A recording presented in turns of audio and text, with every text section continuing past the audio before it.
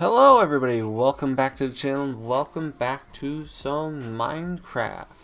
We are back with what should be, what I'm pretty confident will be, our final episode on this build.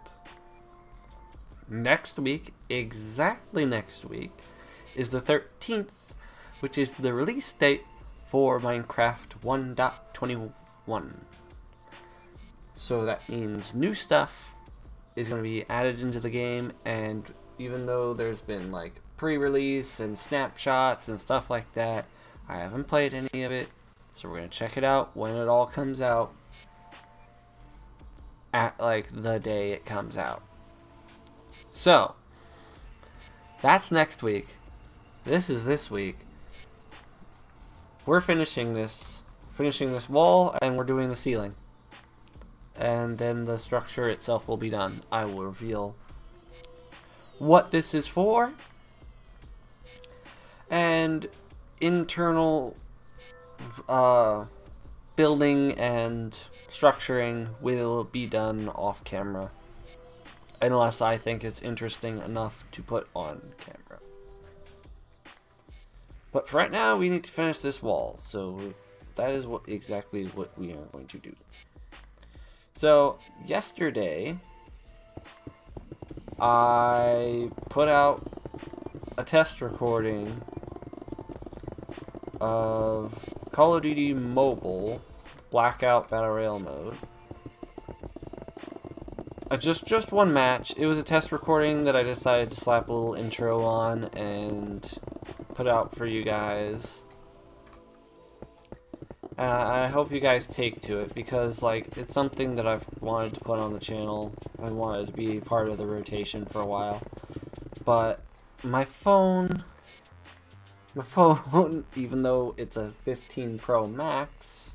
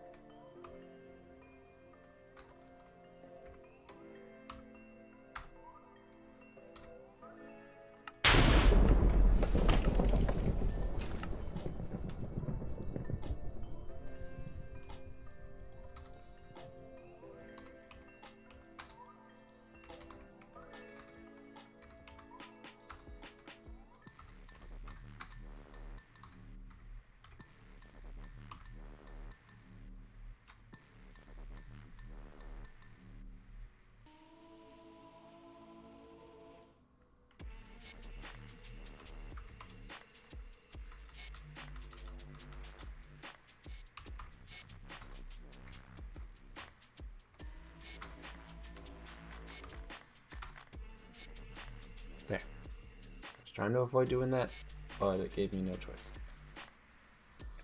Because even though weather can happen when daylight cycle is off, I can't make it go away while daylight cycle is off. So I gotta change that back, clear the weather, and then change it, and so I'm done.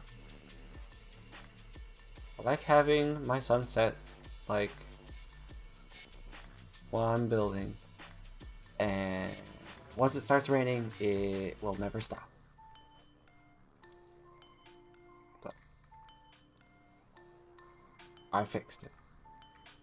But as I say, my phone, although very capable, being that is a iPhone 15 Pro Max, it's still awkward to try to make content with. Like the screen size, I like having a smaller screen size for certain things. Like it's a Pro Max, so obviously not too small. Biggest iPhone option available, of course, but like relatively small to most gaming devices. So I like when it comes to making content and stuff like that, I would much rather have it on a larger screen. And my iPad, up until a few weeks ago, was not up to snuff. I had an iPad 7th gen base iPad So it was not powerful. It could run Call of Duty Mobile. It could run things like Minecraft, but it wasn't good at it. I mean, it was playable. I played and did fine. It just, you could tell that it wasn't keeping up all that well. It was not a gaming device. I was limited to like 6 or less chunks loaded in Minecraft. I don't know if it was just like for this realm or whatever, but that's pretty much all I played with it. And yeah, I couldn't load, it couldn't see this entire structure. I don't remember what kind of chunks I have loaded on this one, on my computer, but I have quite a bit loaded on when I have my iPad loaded up. We're going to go under video.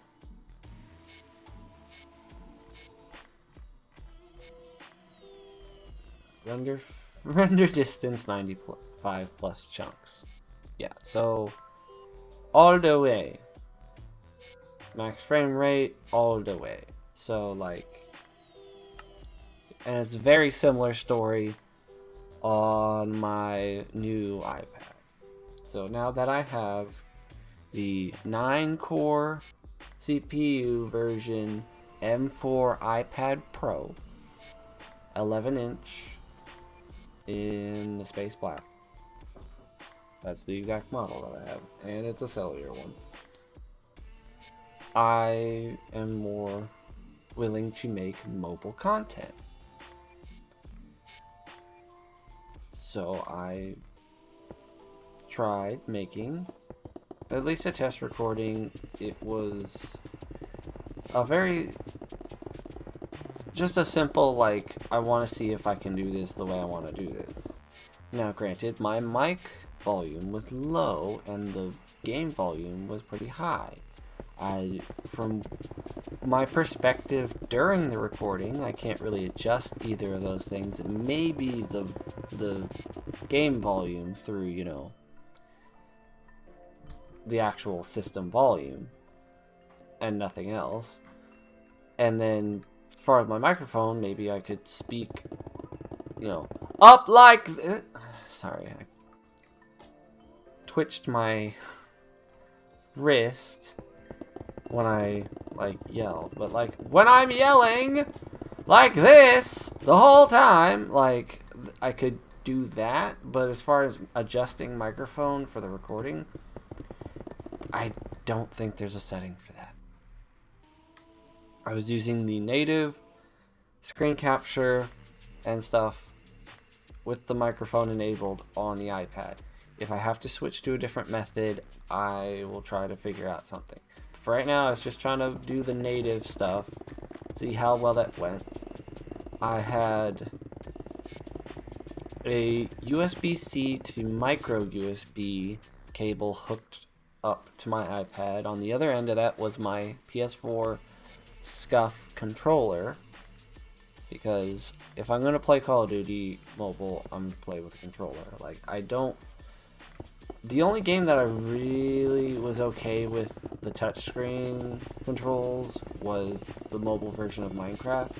And even now, you can't set it up the way that I want to. I don't know if you can view the settings for it on top there, touch. Okay, so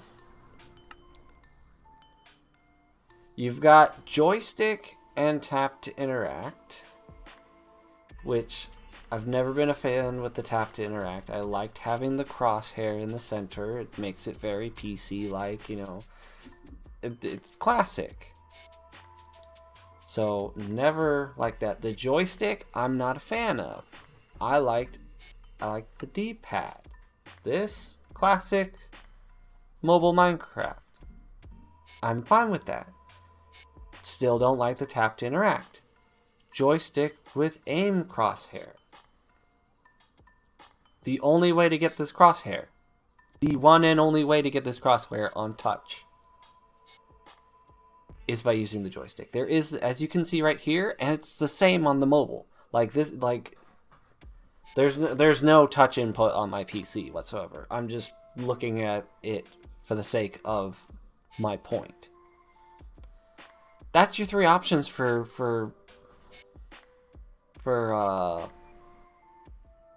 mobile for touchscreen. It's got the combination. It's got three different combinations, but it doesn't have the one that I want.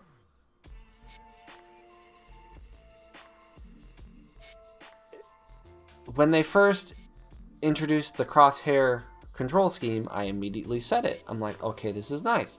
Having the D-pad and the crosshair was a perfect combo for me. I absolutely had no issues with it, ever. Not a one. And now they added the joystick, and now the only way to have the aim crosshairs is the joystick. And the only way to have the D-pad is tap to interact. So that makes me upset. But it should simply just be a toggle. Hey, do you want joystick or D-pad? Hey, do you want tap to interact or crosshairs? It shouldn't be, do you want this combination, this combination, this combination, but not... The D-pad and crosshair no longer can be the same, can be together. It just baffles me. It just baffles me. I mean, there could be customized controls, experimental, and stuff like that, and I could probably get it back by, like... I don't know. But I honestly don't. I'm just really mad at Microsoft for doing that. It's like literally just have three different options and none of them are the combination that I want. None of them the combination that I used for years. So now it's still playable. I still use the joystick and the crosshairs. That's the one I end up having to use now when using touchscreen controls. But usually I'll just hook up a controller for pretty much any game that'll support it. They also have keyboard and mouse support for Minecraft on iPad. I don't know if it's on phone. I've never hooked up a keyboard and a mouse to my phone, and I don't really have any intentions to. So I have a Bluetooth keyboard and a Magic Mouse, and I use that setup for my iPad for a lot of different things. So that's kind of what I'm working with now. But for pretty much most games, I will hook up my PS4 SCUF controller. And that works best for me. And I don't Bluetooth it like I used to. Well, at least I haven't Bluetooth it with my current iPad. I used to Bluetooth it with my old one. But that's because that one had a lightning port and I wouldn't have the capabilities.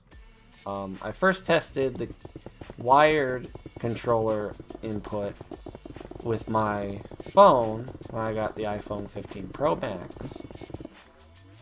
Trying to utilize the new USB-C port that has come to the iPhone this past fall. And I was like, okay, well, I want to see if this will work. Hi, Brandy! Rawr! So I tested it on my phone and that worked, and it's not a it doesn't like set it up as a Bluetooth device or anything like that. It's not like something that you instant pair with the cable and then you can unhook the cable and it's Bluetooth connected like some things do. No, it's straight up wired connection. You unplug that controller and it is not connected to your device anymore. So that goes for both my phone and my new iPad. But that's how I prefer to play, especially with Call of Duty Mobile now, because input lag is like, Call of Duty Mobile can be considered a competitive game. It's Call of Duty, for crying out loud. It's not like the Call of Duty, but for mobile gamers, it's the Call of Duty. And I've found some serious players online.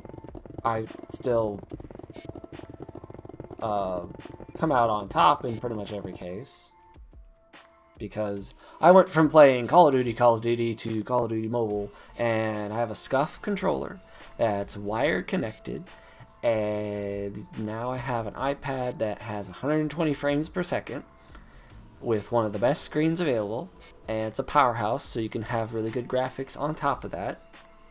So it's just a Call of Duty Mobile monster. And then I made it worse by adding a SCUF controller to the mix, wired nonetheless. But yeah, I also have a Turtle Beach headset, audio jacked into the controller. So for said Call of Duty Mobile control, I figured I'd stop and say rawr, because I'm taking time to myself at some night. Brandy watching children. Brandy get frustrated with children, because children are children, and children are little menaces. But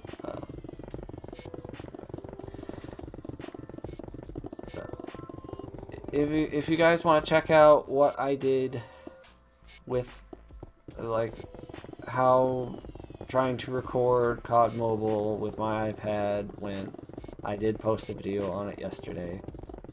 It's not the highest of quality because, you know, it was a test recording that I deemed postable, not a video that I recorded to be posted. So there's going to be a little bit of, like, not there's a lack of energy there from on my end, because I'm just testing to see this will do this. So I'm not exciting. I'm not. Woo! So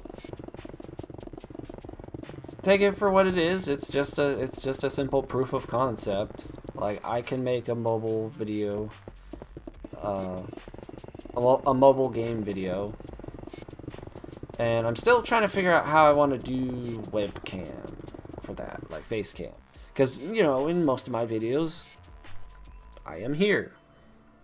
You know, I am here. But I'm not sure how I want to pull that off in a mobile video, because, like, the way I do it is my webcam is set here in this corner on the screen in OBS, so it captures both, layers them like this, and it's not just for streaming. Any pre-recorded content that you see that is set up like this is set up like this. There are some content creators that have a separate dedicated camera that records them, and then they have OBS to record the gameplay, and I don't know which one they would choose to do the audio, or they might have Audacity just record the audio separately, and then they all compile it together in a video editor. So they layer the audio on, they put the webcam in post, and they do all that. That is a lot of different things that I'm not going to try to set up. So I have taken the simple streamer setup, and I have also dedicated it to most of my recorded content as well. So my current idea is that I want to take my phone and just record video of face cam, and then probably have the face cam record the audio, means that I could hook up an audio device, a microphone or something like that, through the USB-C port to have a better quality microphone. and record my commentary through that, and have that all recorded separately, and then just use the iPad for the game capture. And then when I port them both into LumaFusion, layer the webcam on the gameplay. I really should be building while I'm doing while I'm explaining this. But I try to talk with my hands, and I need to talk without using my hands for my talking and using them for building. But but having both of those layer on in LumaFusion when I go to edit the video, I can then have both components combined. Similar to how some content creators do, like everything separately and then combine it in editing. But not quite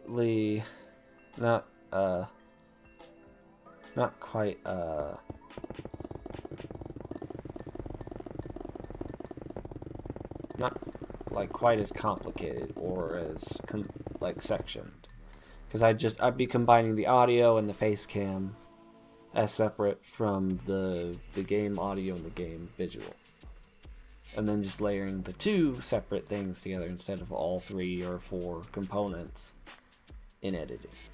So simpler than some do it, but still segmented. And Brandy, what are you talking about? Chop what off?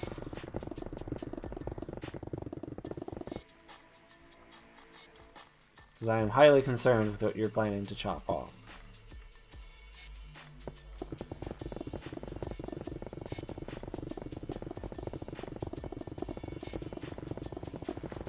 No, I need my hands.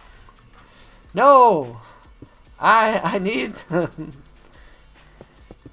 I don't do the streamy stream and the videos without hands.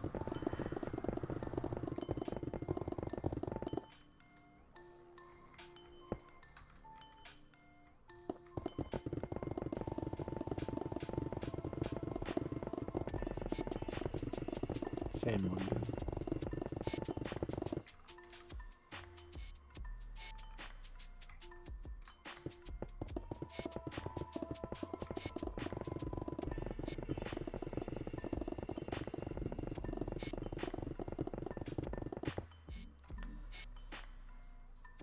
No mechanical hands. I'm not Darth Vader. I don't have.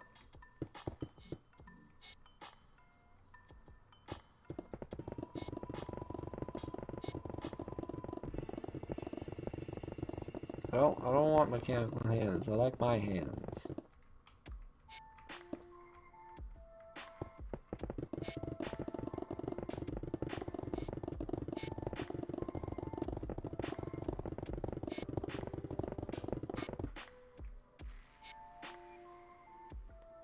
No, that'd be even worse.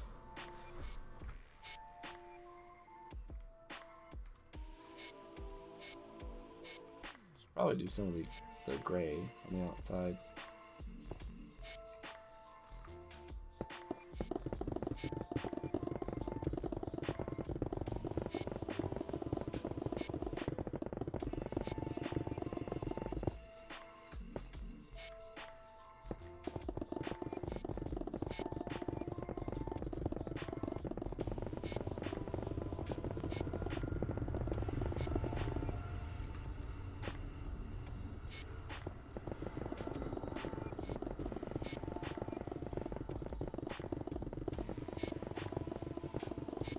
No, I already know it's gonna be worse. No. The whole point of that movie was showing how bad. No, it wasn't. But like, most of that movie shows how bad that would be. I'd much rather have Darth Vader hands because he can at least use them normally. But I'd much rather just have my current hands and not getting them chopped off at all.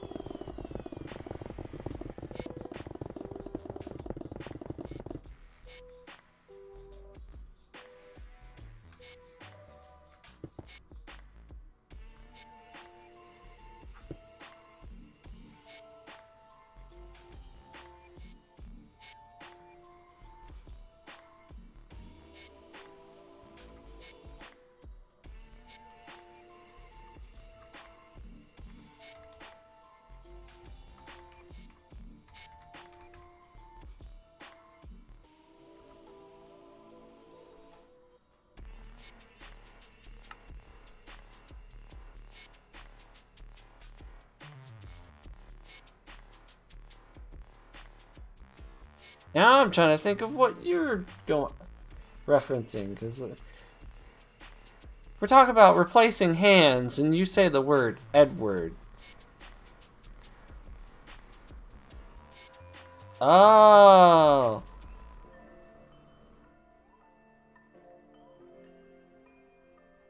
I haven't seen that.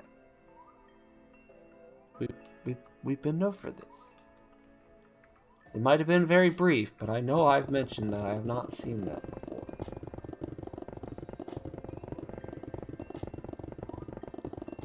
So I'm not gonna get a reference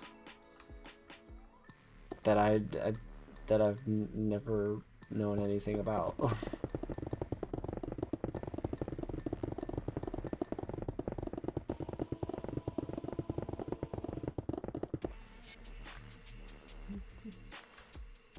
Yeah, yeah, apparently you don't remember, but, like, I assure you, like, I've mentioned it.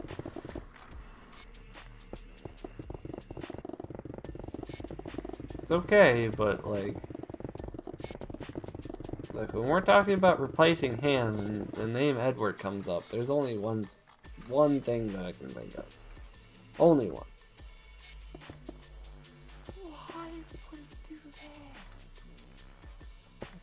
There.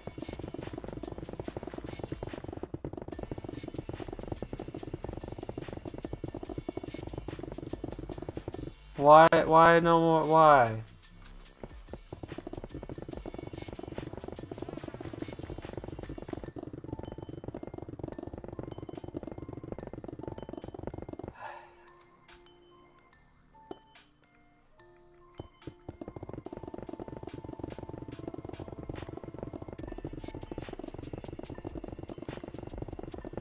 Oh.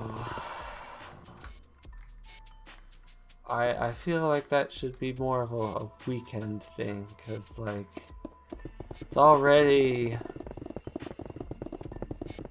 like, difficult enough to get home at a decent time. We start in on a marathon of that, like, I won't be able to sleep anymore.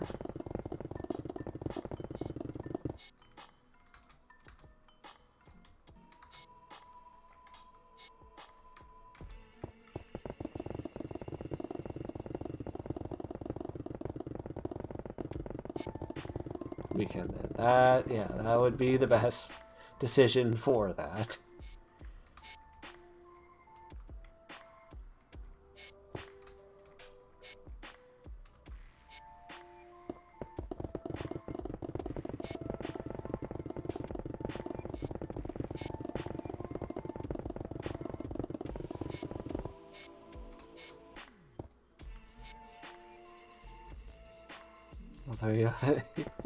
Well, if we're doing it on the weekend, then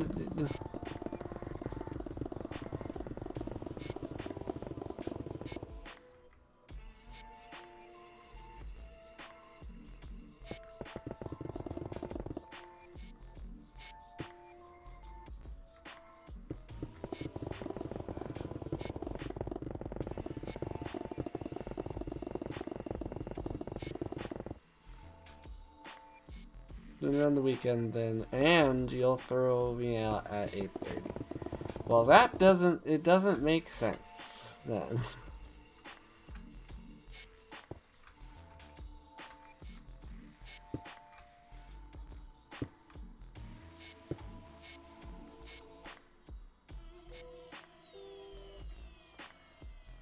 Gotta have show snacks.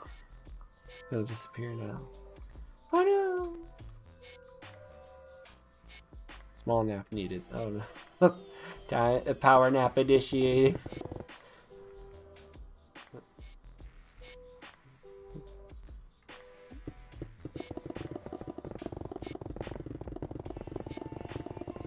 Yeah.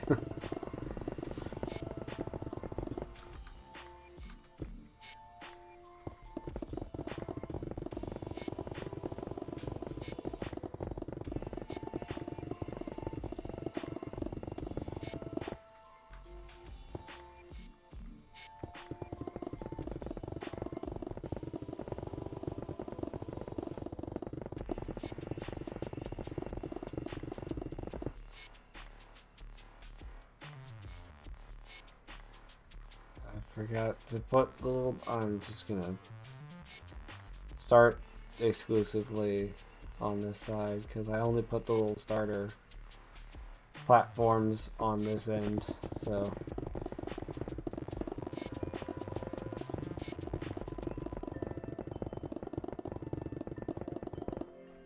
Or I could just, you know, put them on... Put that one on. Because it's already too late now.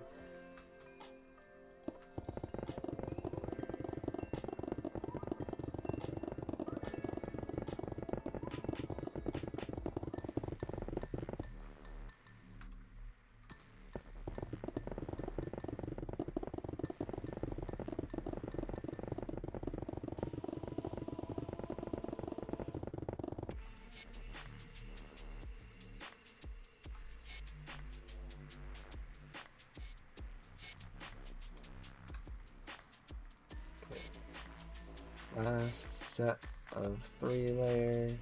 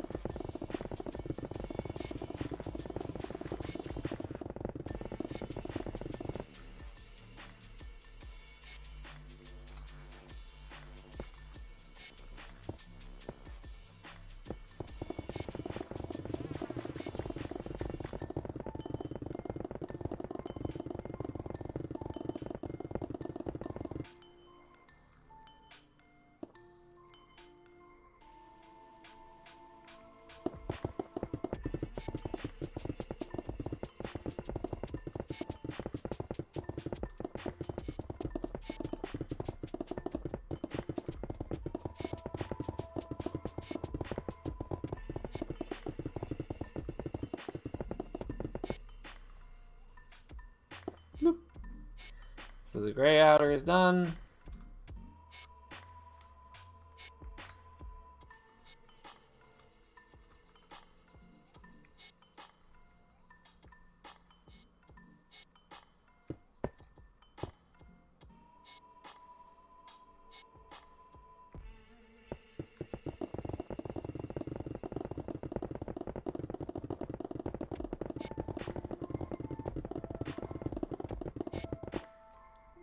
Start the white and the windows. And we're not going to work our way down. We are going to go back to working our way up. I just wanted to do that one little bit from the top. And then we can switch back to some windows. Get that done. The end of the walls are in sight. And then we just need to figure out what we want to do for the ceiling, and then that should be pretty easy to do. Especially now that we can do the sprint thing. Or now that we know about the sprint build.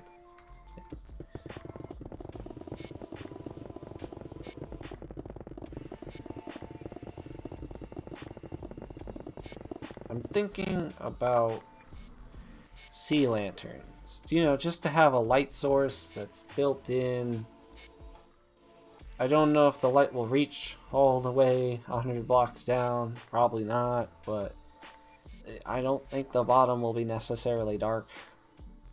We might do some lighting in the middle, maybe down the corners, maybe. Who knows?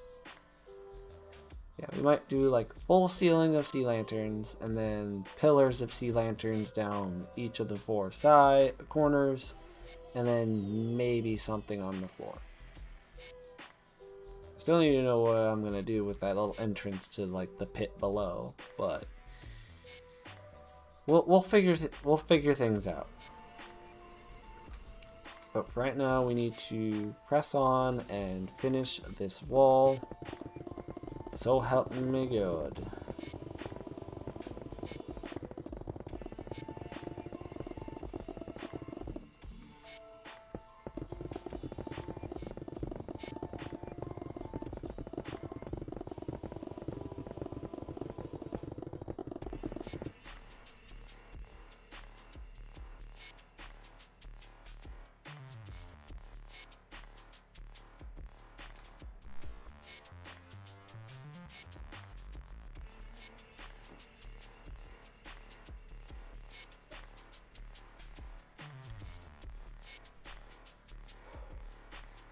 had a nice little coughing fit.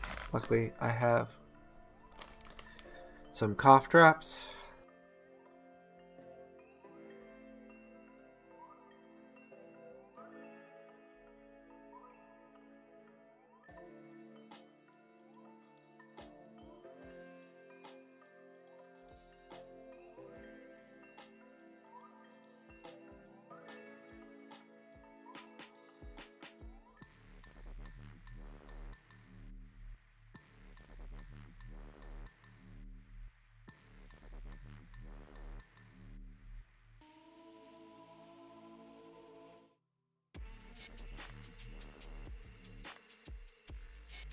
Actually got a brand new batch of these. I had a bag from the last time I started having coughing fits and sinus things from spring.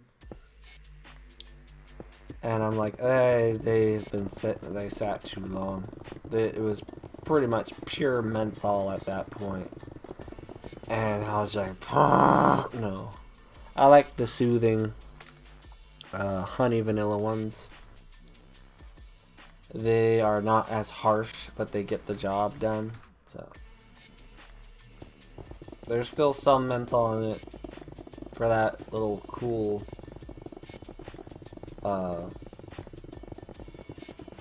addition. I don't know how to describe it, but like that cool breath, kind of breath of coolness or something like that. The thing that menthol's known for.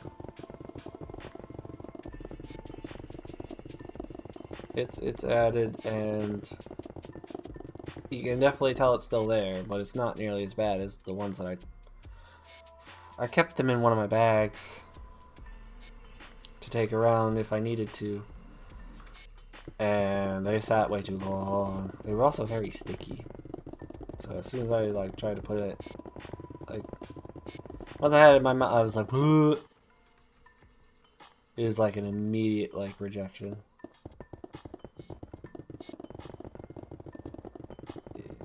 Not fit for consumption any longer. And it like didn't have any kind of like, well, if it has a due date on it, I don't think it was past it. Yeah, I bought them in spring, and the one that I just got like last week is due in December. So they were probably nowhere near their expiration date, but boy did they sit in a bag for too long. Oh my god. That was a horrible thing. Needless to say, I got rid of the rest that were left. And that was the big reason behind me buying a new bag.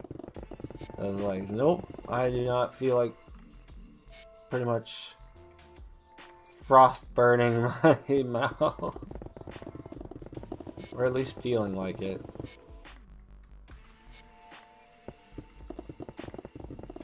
I started on these soothing ones, and then like one of the times I tried to do a normal cough drop, it was just like no. I also got a lemon one, which was like a double whammy. Like it was strong lemon, which I enjoy, but you mix it with that menthol and it just ow. Ouch, ouch, ouch. No thank you. Especially when your throat is already post several coughing fits in on a multiple hour trip. It was not a good time.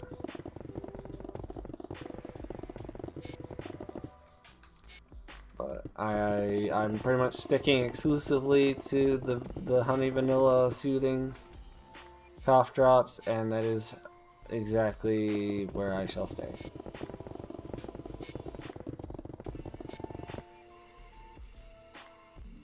That and honey vanilla is not really an intrusive flavor, so if I want to also drink something, it doesn't clash flavors. Like if you have lemon and then like you try to drink something that lemon does not go with, like you don't have that conflict where it's just like, oh, honey and vanilla are two very like accent flavor kind of things. So, for instance, if I now, with the honey vanilla in my mouth, take a drink of a black cherry kiwi venom,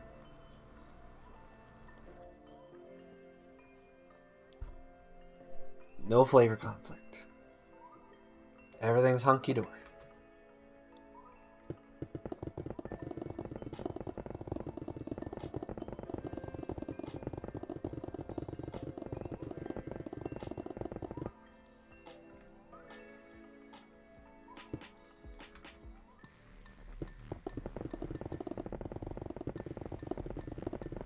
Now, I have already been asked, like, what are you doing with your old iPad? Did you trade it in? No, I didn't trade it in. I don't like trading in things. I'd much rather, like, hand it down to someone or find another use for something instead of just, you know, using it to get a discount on a device that if I'm planning on getting, I'm already planning on like paying the price that it costs, and unless I can find like a sale or something going on to where I get a discount. But other than that, like I don't really do trade-ins. I still have most of my previous phones. I've given some to friends and stuff like that.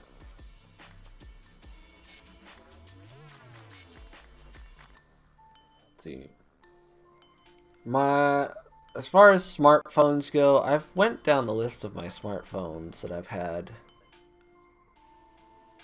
but I do not know where my original two smartphones went. I had a Samsung Galaxy Proclaim and a Samsung Galaxy Centura, both through Straight Talk. It was, you know, it's like your first smartphone. Well, the Proclaim, for some reason, the mobile data just didn't want to work anymore. I tried turning it off and on. I've tried airplane mode and off and on. I tried, like, reset it. Like, it never wanted to do anything. Did that?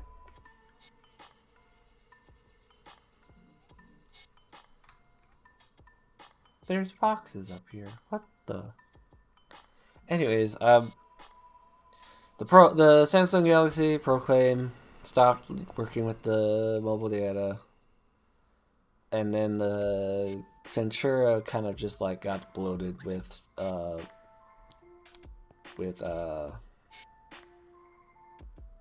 don't want to say malware. I think it was like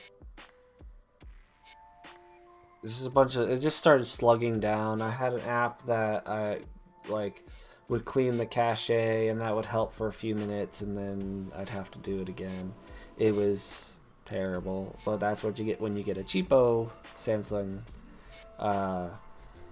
not flagship phone for your first and then second smartphone.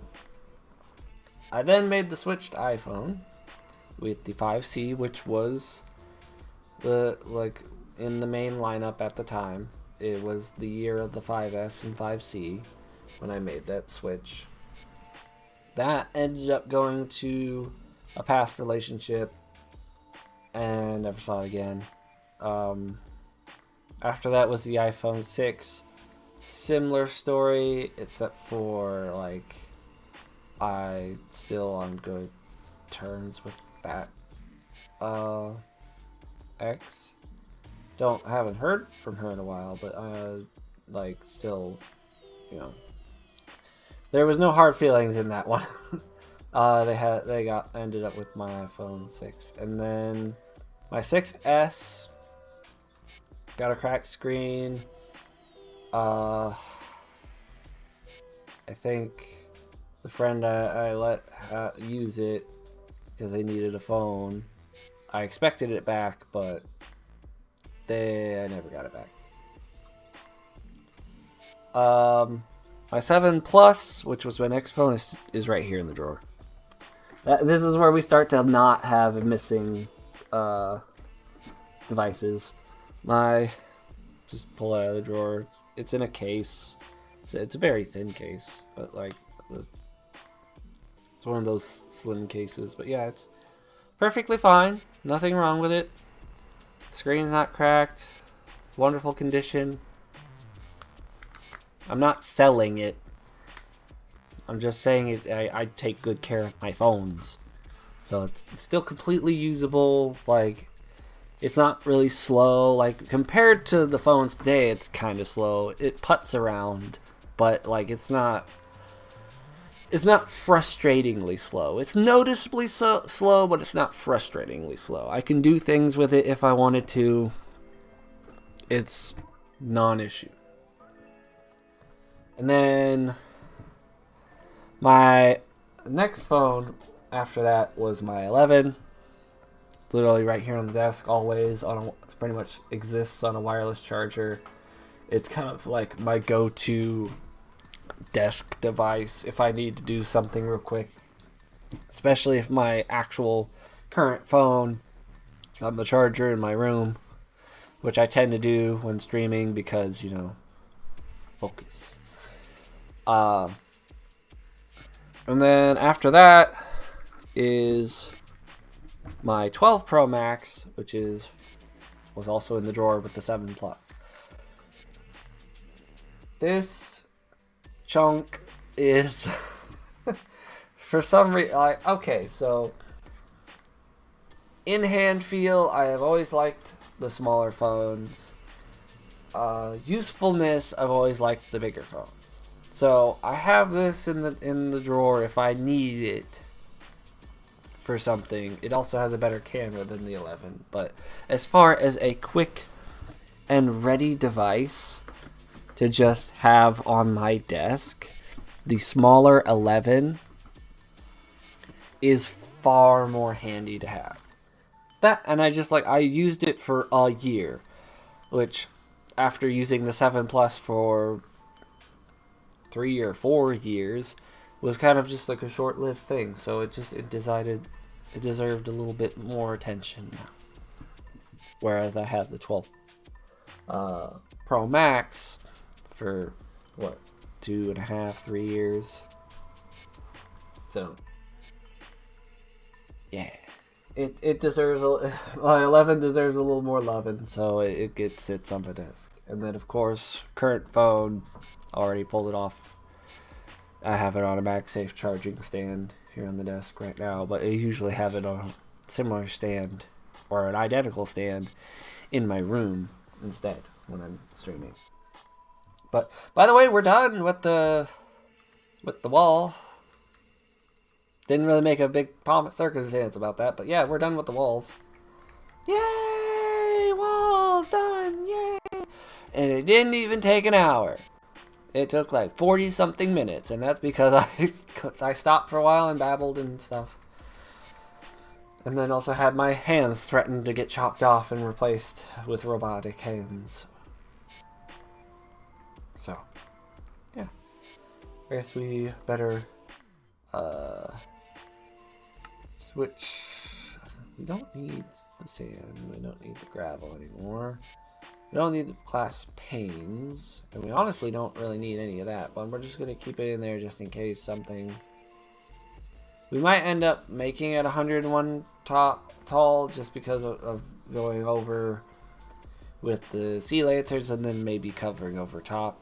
Or we could do a carpet on top. That way we also, you know, don't have snow accumulating on the roof for foxes to frolic in. Why are you up there?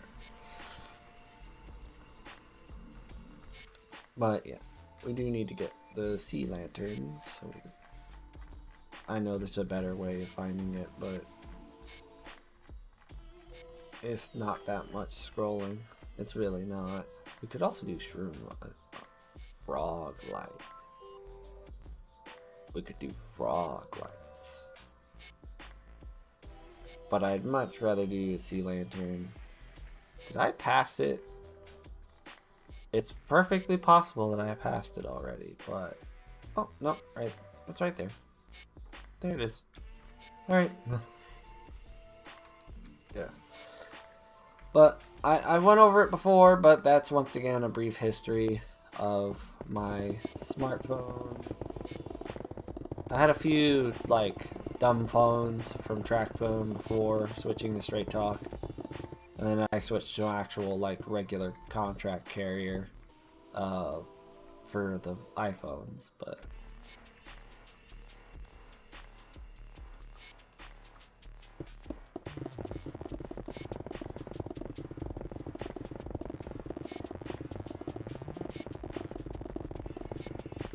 Now, if this portion does take too long, then we'll just call it good, and I'll just do the rest off camera.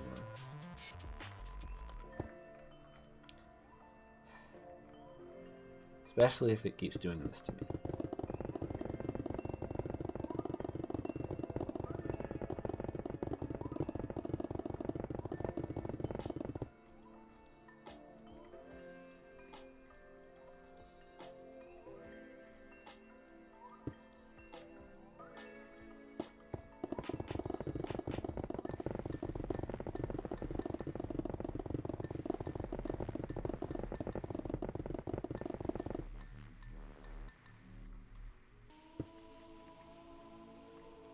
Now, let's say in coincidence with the smartphones, ever since my very first smartphone of that list, the Galaxy Proclaim, I had been playing Minecraft on it.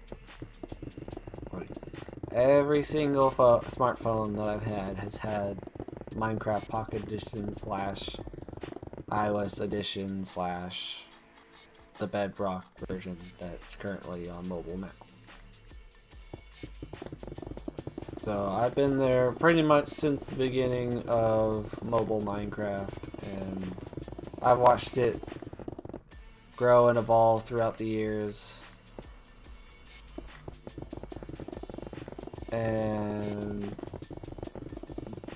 I'm actually pretty proud that, like, the fact that, like, I kept requesting more features from the desktop version in the Google Play Store, and usually that would be the next things that added. So I was like, they're listening, yay! I was a child. I was a teenager. I did not know that, like, the chances of them, like, reading my comment and being like, that's what's coming next. It's not happening. I was young and naive. But apparently I was really good at predicting what they were going to bring next. So, I missed the nether generators. They were neat. I mean, I loved when they added the nether. And when they added quote-unquote infinite worlds, you know, because Minecraft worlds aren't actually infinite, but the chances that you're going to explore them to completion are practically impossible. So they get to call themselves infinite. But I, like, when there was just a 256 by 256 by 256 world. Oh, it's weird now that I'm thinking about it. Because, like, fully exploring that was pretty easy. This building I'm currently making the roof off would have consumed like 90% of it. Now I'm thinking about it, it would consume like 90% of it. Because this is 200 by 200 by 100. So I would have had 56 blocks in width and length. And then for height, I'd still have about 156. But this would literally take up a vast majority of said old style pocket world. So, yeah. And with a world that small, you couldn't have a full nether. It was too limited. So they had this thing called a nether generator, which you would craft with, I think, iron and diamonds for the core of it, and then you use gold blocks and you'd have cobblestone, and you'd make this structure with the core in the center, and then you interact with the core, and then it would make a netherrack tower, and it would spawn pigmen, and it would push up a whole bunch of nether associated items from the ground for a little bit.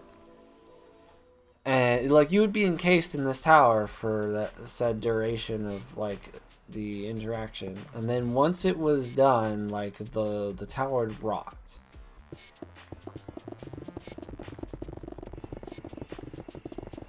And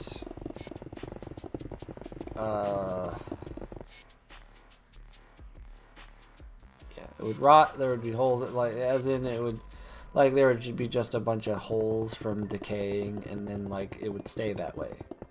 So you'd have a giant holy netherrack tower in the middle of your world, and it was pretty cool. I had repaired one and like used it as like a base, not as like my home. I had a little house next to it, but as far as like a cool base next to my house, I repaired it with cobblestone because you couldn't really get netherrack other than from the tower itself, and it'd be really dumb for me to break the tower to try to repair other parts of the tower. And being that the worlds were so small, you couldn't really just like go and get a whole bunch of more gold to keep making more and more nether towers, so you kind of limited on what you could do in those tiny worlds, unless it was a creative world. And it began before you could make a world changed from creative to survival. There was a way of going around that. I'm just now like remembering these things. But there was actually a way to go into the files of your Minecraft game, and if you switched a value from 0 to 1, you'd switch from survival to creative, and you would essentially you'd have to close out the game, shut it all down, go into your files, get into the data, edit it, switch back, like reload the game, load back into the world, and you'd be in creative. And then you do whatever you needed to do in creative, like build your super mega diamond throne, whatever you want to do in creative. And then you could close the game out, go back into your files, go back into the data, edit that 1 back into a 0, hop back in, and then continue on your survival world with all your new stuff. So if you wanted more gold to make more towers, or if you just wanted to build the whole generator structure over and over and over and over and over again in your world, and then go back to survival and like utilize it, you could do that. Not everyone did, and most people who didn't know how to switch game modes would literally just, have like 1, maybe 2 if they're lucky, because diamonds and gold and stuff like that, very, very rare, and very limited, because in that 256 cubed world, there wasn't a whole lot of space to have a whole lot of ores. In fact, in one world, I literally, too high, because your character's too high, an entire too high layer on the bottom, just above bedrock, to where there's no little bits of bedrock poking up and disturbing it. So like I cleared it entirely, to where like if gravity was a thing, the entire thing would shift down 2 blocks. Kind of like cleared it completely out. I had dedicated myself to that, and that took a long while. I mean, 256 by 256 is not huge, but it's time consuming nonetheless.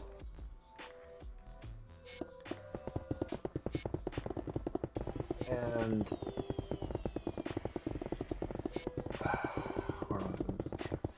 I didn't get a whole lot of the ores that I needed.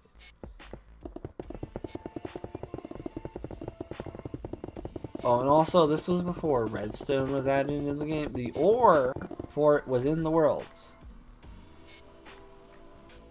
But you wouldn't get redstone from it. You would get glowing obsidian, which was a red, luminescent version of obsidian. Which, once I found out they were adding redstone to the game, I hoarded as much as I could get before the update happened. I was like, I need all the glowing obsidian, because it was pretty cool looking, not gonna lie. So yeah. And if you had it in a world already, like, they didn't remove it from your world. It's just that after the update, if you mined redstone ore, you were going to get redstone from it, so I just made sure to mine a whole bunch of the redstone ore to get the glowing obsidian before the update happened. That way I could have a whole bunch of it that I could build stuff with and decorate before it was no longer available.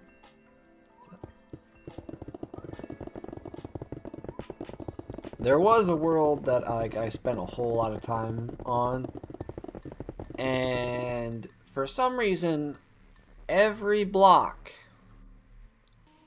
and I mean every block, with the exclusion of like the non-full cube blocks like hoppers and like chests and stuff like that, every single like full block turned into this dirt texture with the green word update splattered all over it on everything, and there was no way to revert it. There was no fix for it. I didn't see anything on the internet about it.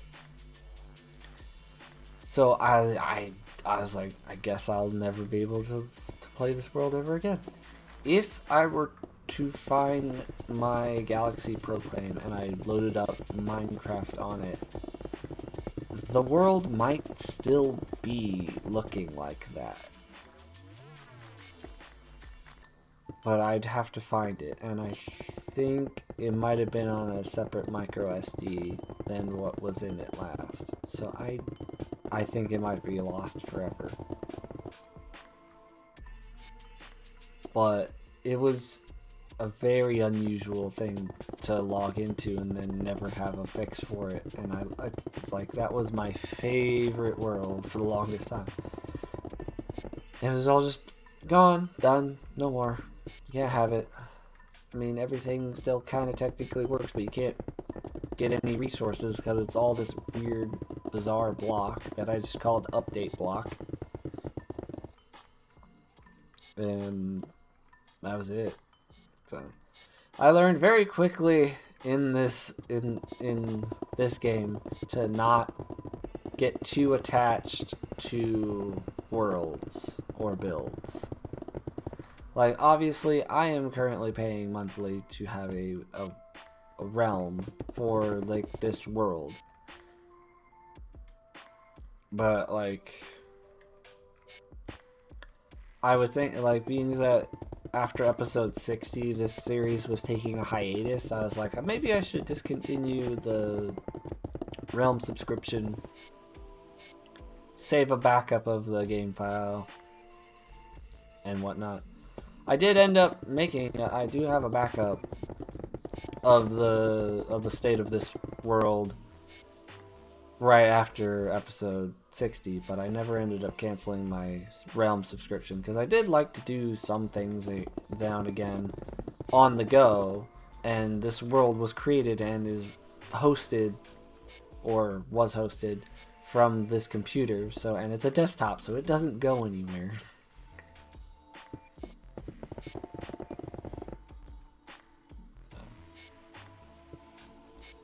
I kind of like having the ability to play on any device this world with all my stuff.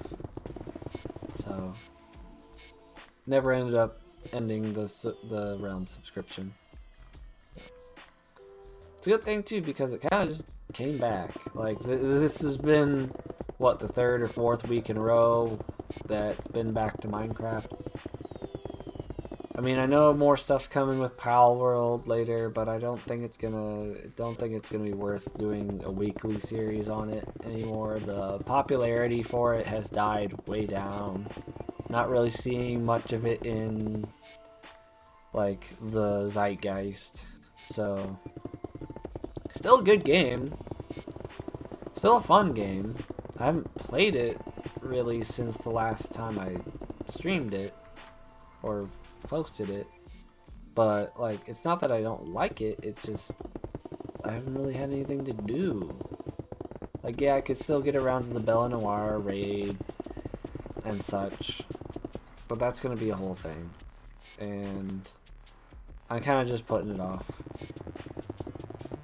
There's supposed to be a summer update coming, which adds more pals, so we'll probably get back into it for at least a little bit there.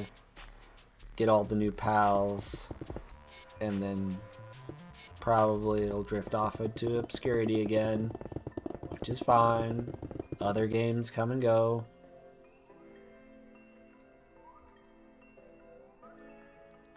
Alright, I'm duty bound to do this.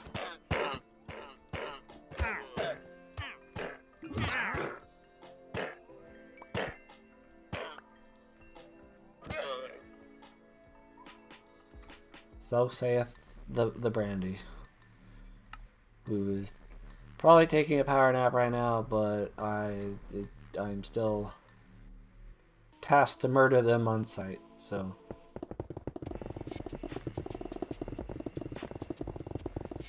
I shall abide.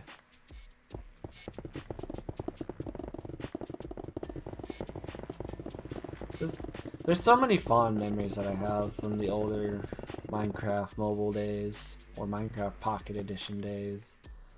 Like, I remember when they first added the toggle to switch modes in the game. If I remember correctly, you had to. I'm not talking about the going into the game files and switching it that way. That one was the original way. I'm talking about, like, they actually added the feature into the game. You didn't have to close the game, you just had to close the world that you were in. You had to leave the world, go back to the menu, and then you had the edit the world icon, and you could switch player mode from survival to creative and yada yada. It was still not, you know, /game mode S, /game mode C, or 0, 1, or creative survival, whatever you want to use. Like, all those commands are valid in Minecraft today, and the desktop version then. Well, at least I think most of them were. I think for the longest time, Java Edition was just like 0 and 1, or like the words itself. I think C and S were like if you were using like Feed the Beast or Optifine or something like that modded. But however you typed it, like, it didn't have commands. We didn't have it, like, you couldn't just pop open the settings and switch it while you were in game. You couldn't really edit anything about the world while you were in it. You had to leave. You had to go to the little edit button next to it, and you had to do it that way, and then you'd have to hop back in, which wasn't just for game mode, it was also for difficulty and other settings and stuff like that. You couldn't do it while you were in the actual world. I don't know if that was most phones at the time hardware limitation to re-render the game in real time. Most likely could have been. I'm not an expert on the processors and stuff like that of smartphones from the early 2010s, but I'll at least say it's probably a possibility. It might have been the main reason. But, yeah. So you couldn't do it while you were in the game, and then they finally added that, and they, like, eventually added commands on top of that, which made it feel like finally we're getting to the point of, like, it is practically just Minecraft on a phone. And then they announced the Better Together update, and then was like, okay, Bedrock Edition and all of its like edition names and stuff like that are being rebranded into Minecraft. Nothing, like no extra title. And then the original Minecraft, the Java running version, is now the Java edition. So it was like a role reversal. It's like Java edition used to be just Minecraft and was the definitive Minecraft. But now everything else is now the quote unquote definitive Minecraft, and Java edition is Java edition now. So even though we all know that Java edition is still like the definitive Minecraft version. But not to discount the popularity and the versatility of Bedrock Edition here, or the Bedrock version, because I enjoy the crossplay. I enjoy the multiple device like compatibility. The like I'm playing PC desktop Minecraft, and I can play with people that are on their phones, on their tablets, on their Xbox, PlayStation, Nintendo Switch, VR. Like, every single other version of the Bedrock Minecraft, like, all playing together. It's all the same exact game, so it runs efficiently on just about every hardware. And then hardware like mine, you can just go absolute bananas with the render distance and the texture qualities and all that stuff like that. The only thing it struggles with is the ray, like my rig is the ray tracing.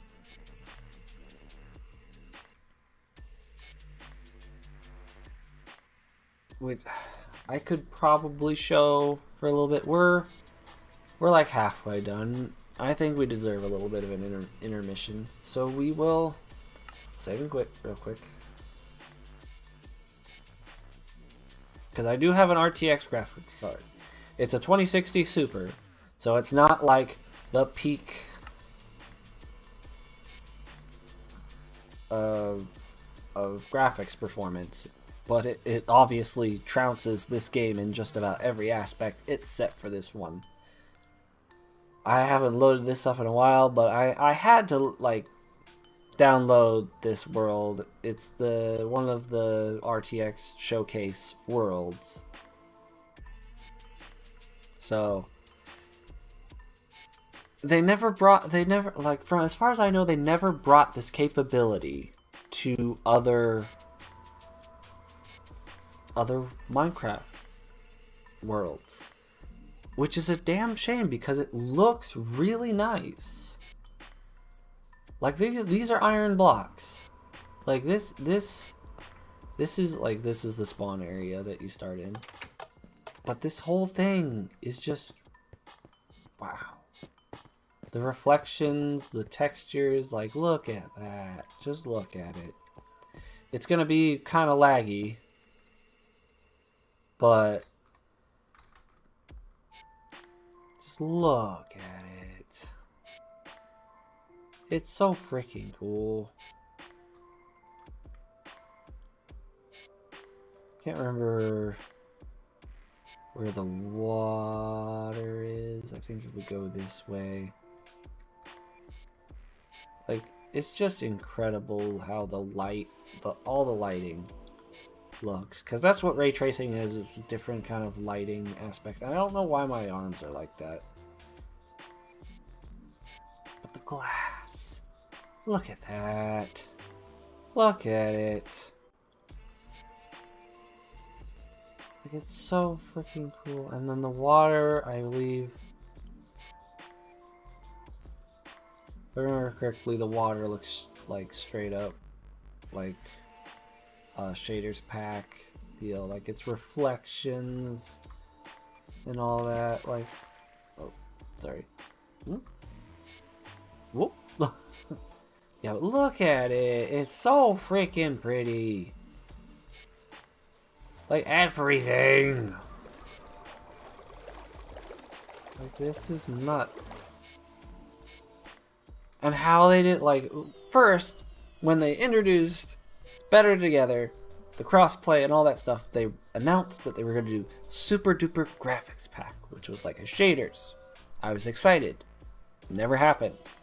Then this came along. RTX ray tracing enabled on your RTX graphics card computers. I'm like, I have an RTX graphics card computer. I can do this. I can't wait until they add it to so you can add it to any world. And they didn't do it. I still have access to it. I still have the ability to run the ray tracing in Minecraft. It's still very much a thing that I can do.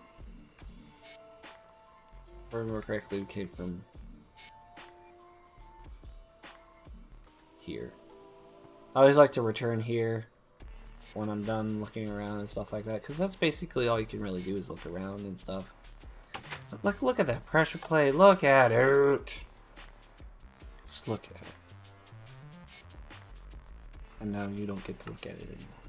But no, like I think I have like the other RTX things in my library. Like I own it, whatever. They were free, but in order to even have access to them, you had to have an RTX graphics card. So it baffles me that they still didn't do anything with it. If you guys watched or watch my other Minecraft series, my Java Edition Survival series, I have shaders on. I love shaders. I love having that extra detail, that extra sheen to it, like a little bit more realism dabbed into the Minecraft experience. That's amazing. And look at the room I was in without it. It's just that bland, normal. It's not terrible, but it's just the basic iron blocks all around. No special lighting, no. But once we were in, like, everything was so reflective. Everything was like, the lighting was so crisp. Everything looked great.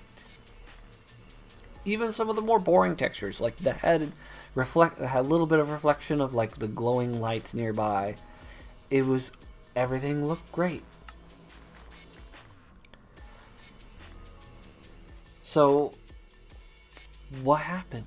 Was it the fact that not everybody had an RTX graphic card? Was it the fact that like it wasn't popularly available on all devices and stuff like that?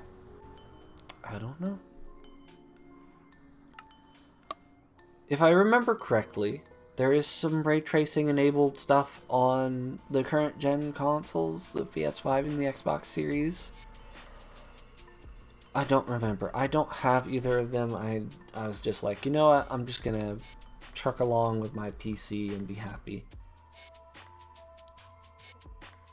But from what I can tell, like, pretty much most platforms now have some kind of option for ray tracing. Hell, the iPhone 15 Pro series and the new M4 iPad Pros, they have hardware accelerated ray tracing. So if the current gen Sony and Microsoft consoles have ray tracing, or some aspect of ray tracing, if quite a bit of the PCs and graphics cards now have ray tracing, and now frickin' mobile devices are having ray tracing, maybe it's time to finally do something. I would love to have the RTX be an add-on, or like how they're like pushing mods and stuff now with add-ons, or a texture pack, resource pack, whatever you want to call it. Literally just give it to me and I will put it on everything. This world, like, I obviously, just like the texture pack you guys saw me say no to when I joined back in, that texture pack's for Alyssa, so if she ever hops on, she doesn't have the default textures, which she doesn't care for. I need to stop talking with my hands. I need to start building. But I would look, RTX would be on this world so freaking fast. Of course, I would make it to where it's not required to play that way. Those who that are playing on an Xbox One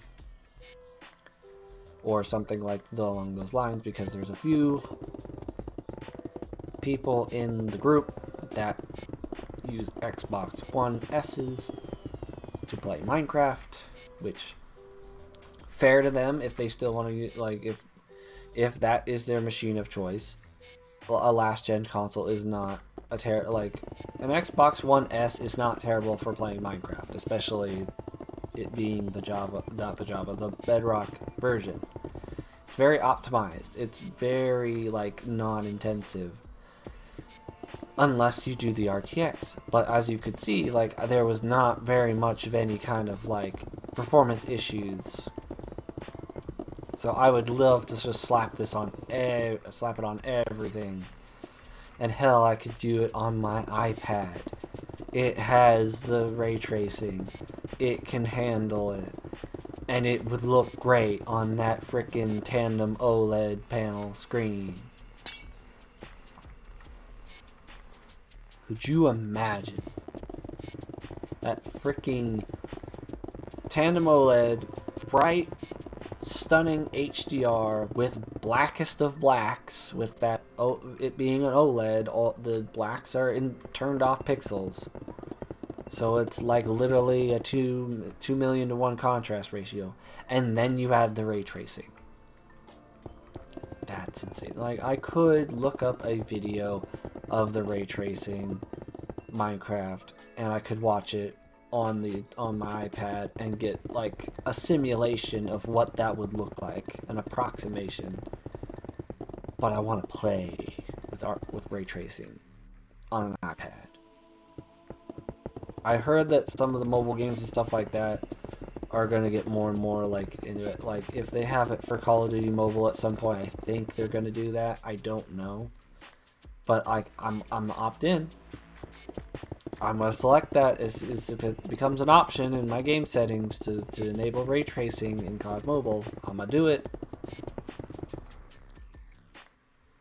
If they give me access to the RTX worlds, well, I'm pretty sure I could download it, but it wouldn't do the thing currently for my iPad. But like, I'd do it. I would do it. I so much want like shaders and art and the ray tracing effects and all that stuff in Minecraft and other games for my iPad. But every time they show this stuff off, they don't deliver. Like, it's a partial delivery with having a set amount of worlds that you can do the ray tracing on. That is the farthest they've come. That is the most that they have done, and that was in a partnership with NVIDIA. So they kind of just had to put something out.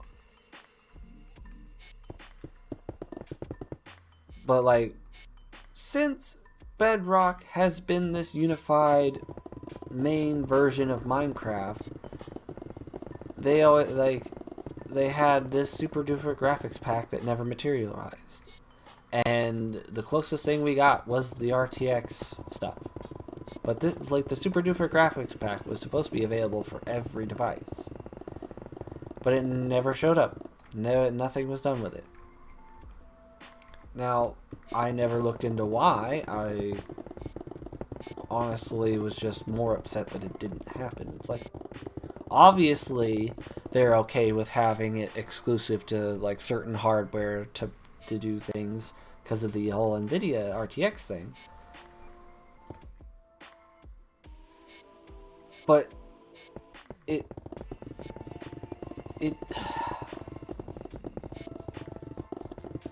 could have at least done that, like, for Windows computer only, and if you have like this spec GPU, you can have the super duper graphics pack.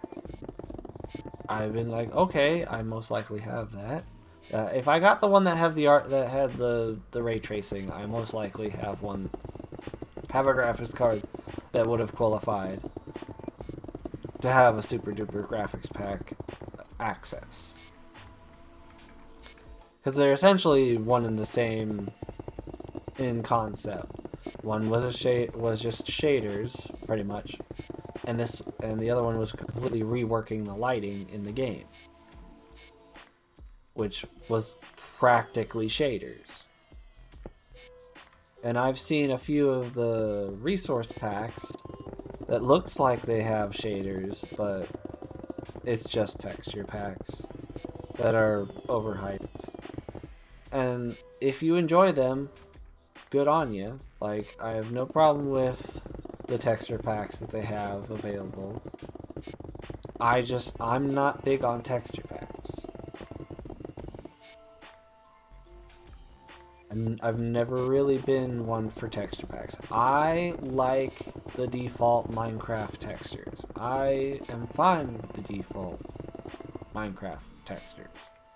The only texture pack I've really used for content was default 3D, which was literally what you see in the game normally, but with like a few extra little bumps and details. Like the rails were three-dimensional, but the textures themselves, each individual part was still like textured the same. It was just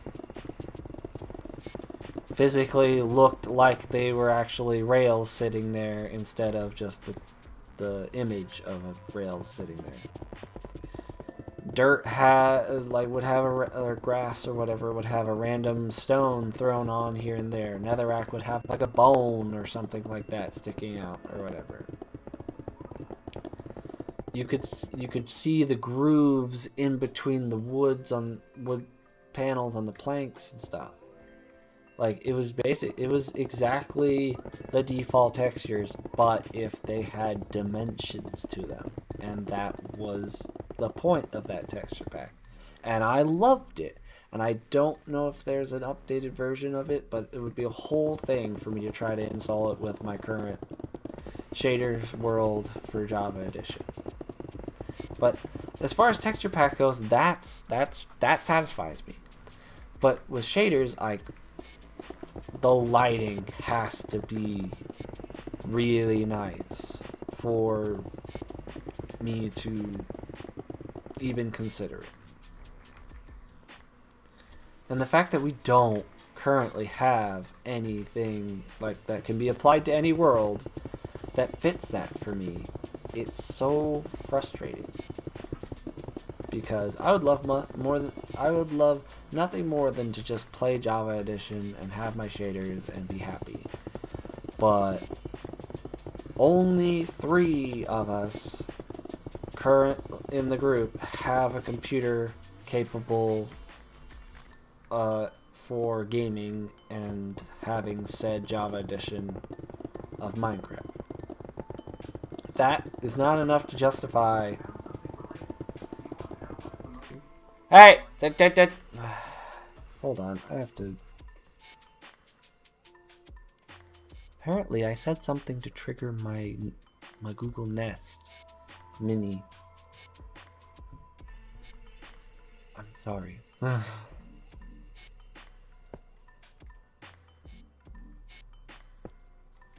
But I turned precipitation off.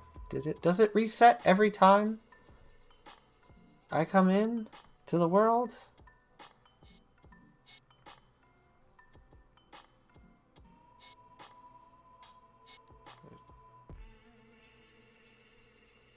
Or is it just because of how high up I am that it defaults to snowing and rain? I don't know.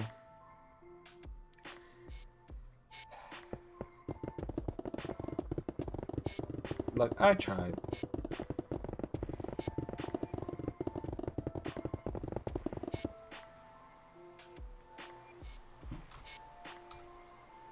Give an attempt to just clear the weather and see if that works.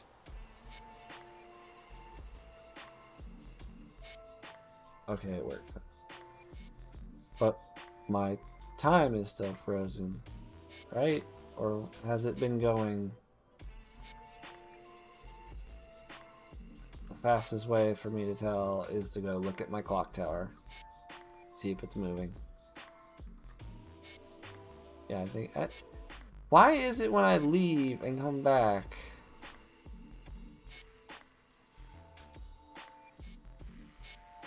Things just want to default on me.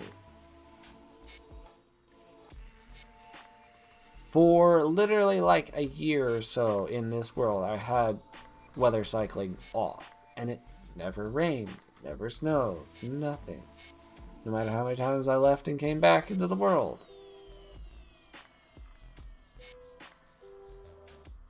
The thing is, like, it's supposed to be sunset.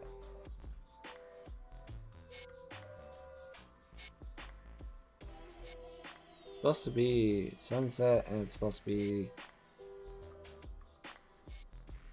maybe if I toggle it in the actual setting.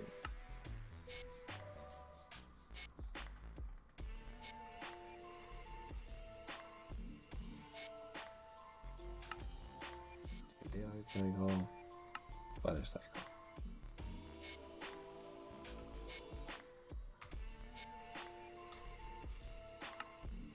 Time, sunset, go. Try to do it through commands. I guess I toggled it in the actual settings when I set this world up, and then I toggled it back when I decided to allow weather and stuff. But apparently commands are temporary. Once you leave and you come back, they're undone. Because the game doesn't give a single damn about it.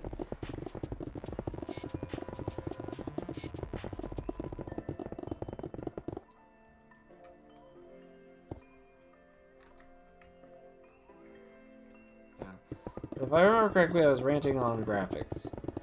Now, keep in mind that, of course, Minecraft is not a game where, like, graphics really matter and yada yada. I understand that if it was a huge deal to me, I wouldn't be playing this right now. Obviously. But the thing is, like, I've got this nice computer. I want a pretty Minecraft. Give me my ray tracing.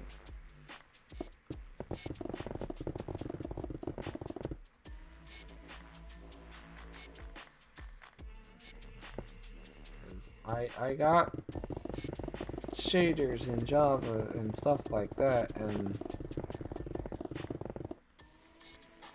it's all well and dandy, but apparently they don't want to do that with mainline Minecraft. I don't know if it's just the fact that, like, if we make it too pretty, then everyone will just want that version and no one will want to play it with the default anymore. Well, duh, first and foremost. But secondly, just give us the option. We want the option. And if our hardware can handle it, then let us have it. Because now I can do a few different worlds and stuff like that to have the concept of it, and at that point, yeah, maybe I could do a let's play in that world. But the resources and stuff like that are going to be limited because it's a pre-built world. I don't think any of them would be highly rated for survival let's play. But then again, if you have commands and you can make up for a lack of materials. But I guess it's just not the same. Like, I don't know. Maybe I could get one that has more like the natural environment and like try to go mining in it. I don't know. I don't think I've even held a torch. I don't think I've held a torch in that. I don't know what it would do. I don't know if it would have that same effect like it does in my Java world with shaders, or what. That, by the way, that is one of the criteria that I need for shaders too. Like, if I can't hold a torch and it like light up the area that I'm in like an actual torch would, then I'm not happy with those shaders. The shaders that I use for my Java world has that, and I keep torches in my offhand because of that. And speaking of that, Microsoft. When are we going to be able to hold other things in our offhand besides like a shield and arrows and a map? And I think maybe a compass. I don't remember what the list is, but like, seriously. I do not use shields. They were not around for the longest time. I'm not against them. I don't need them. I have been through several scenarios where I absolutely should have died and didn't, and have even made it out of like a skeleton pit with just like a freaking stone pickaxe. I don't need a shield to survive in Minecraft. You're not gonna catch me with a shield in Minecraft unless like something specific calls for it, and it better be a damn good reason.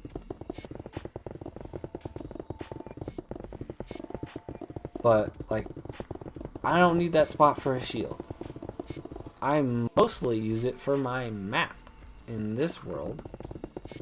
Arrows are an okay, thing because it replaces the need for a quiver. It helps keep it separate from the rest of your inventory, so you can go in with an empty inventory and have arrows just in your offhand. That's fine, that's well and good. But I like torches. No. It's great for cave exploration, even if you don't have shaders. Just having them in your offhand, making them easy to place and then mine, so you don't have to switch back and forth between your torch and your pickaxe. You can just literally be carrying both.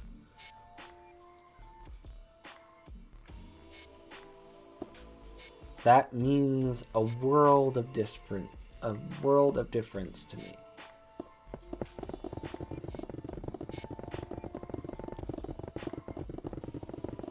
But no, unless you've updated it since, and I can literally just try right now. Nope. See that? That right there sucks. I could do that in Java Edition,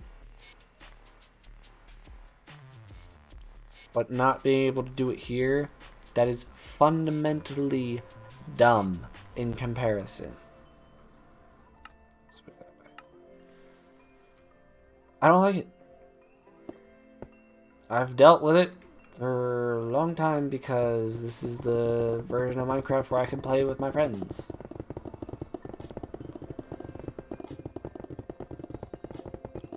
This is also the version of Minecraft that I can play when I'm not home.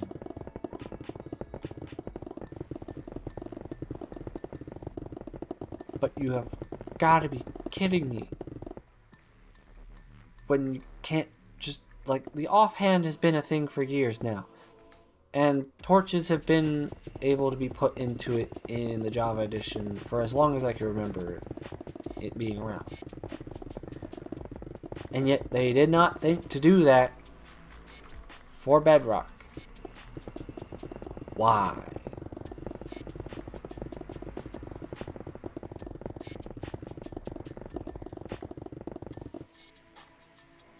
sorry this has been pretty much a ranting stream, but like, I'm making a roof out of sea lanterns. Do you want me to talk about the sea lanterns? Because I could talk about sea lanterns for a bit. Like, ever since they were introduced, they've been my go-to lighting block because they're the closest to white light that you can get. Redstone lanterns have a yellowish hue. Glowstone, also yellowish hue. Frickin' newer than this shroom lights have a yellowish hue. I want white light.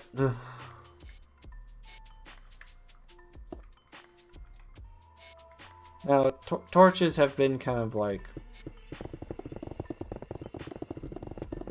okay enough, but like they're so awkward when it comes to like trying to finagle lighting in a room. If you could do like a ceiling torch, which would not make a whole lot of sense, which is why I understand why it isn't a thing, then I'd be a little more like, okay, I could work with this.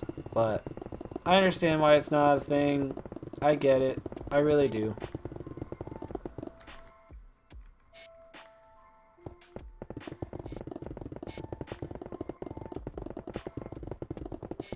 So I'll just deal with my sea lanterns and everything will be fine.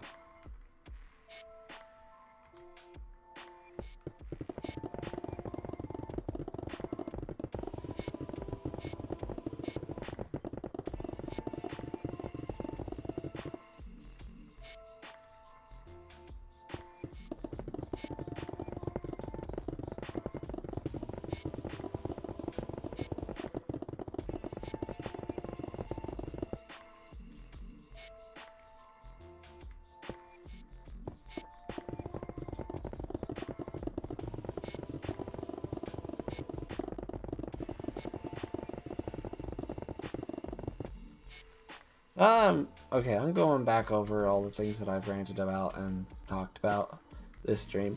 And one of the things that popped in my head was the touchscreen controls for mobile Minecraft. It wasn't just on mobile Minecraft. If you had a laptop or all-in-one thing that had a touchscreen, you could actually use the touch controls for it. And I have a Dell laptop that I had for quite a while. It's not good. I got it in kind of crappy condition. But for a while it was my computer, my main computer, and it was bad. Also for a while it was Garrett's main computer after I had gotten this desktop that I'm using now. And he had yet to get his desktop that he has now.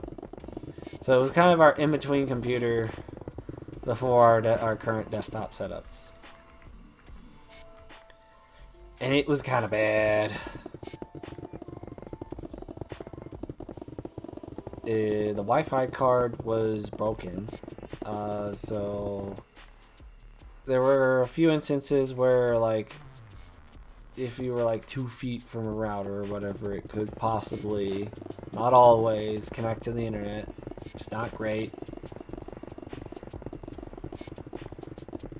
So we got a USB Ethernet thing, because it doesn't have an Ethernet port. So we got a USB Ethernet port. And that kind of sort of worked. I accidentally clicked the freaking side button on my mouse. Wrong. Right.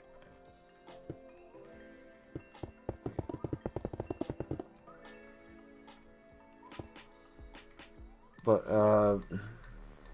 yeah, it was not great, but it was a touchscreen laptop, which actually helped because, like, sometimes the trackpad didn't want to click in all the way, or, like, we usually had a mouse hooked up to it, but, like, if you used it without a mouse, you almost had to use like the touch screen to do what you want.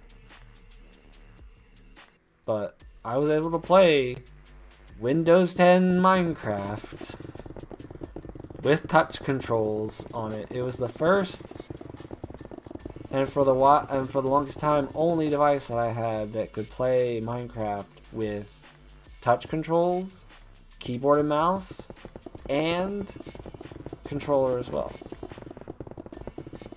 Now my iPad can do that.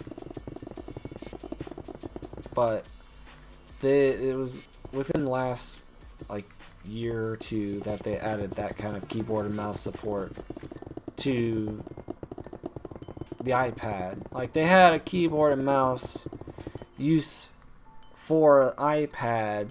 You could use a Bluetooth keyboard, you could use a Magic Mouse or Bluetooth mouse, and that like is about a year or maybe two or more older than the game functionality. But like as soon as I was able to hook up a keyboard and mouse to my iPad, I immediately booted up Minecraft and see if it could do it, because I was like, okay, it's programmed. The game file like is pretty much the same across every device. And at this point, you could already do keyboard and mouse support play on PlayStation 4 and Xbox One. So I was like, everything that I know about this game and how it works currently, it should work. Didn't work. So I was like, I guess, I don't know. And then like, at some point during the Caves and Cliffs update or whatever, I had my Bluetooth keyboard connected, and I was like, I'm just going to hit the W button. For funsies, for old time's sake. And I started walking forward in the game, and I'm like, I'm busting the mouse out, because we're doing keyboard and mouse Minecraft on an iPad. I was so excited. I was so, like, unbelievably happy. I played for hours that day. I was just like, yay! The thing I can do on my computer, I can do on this tablet. Yay!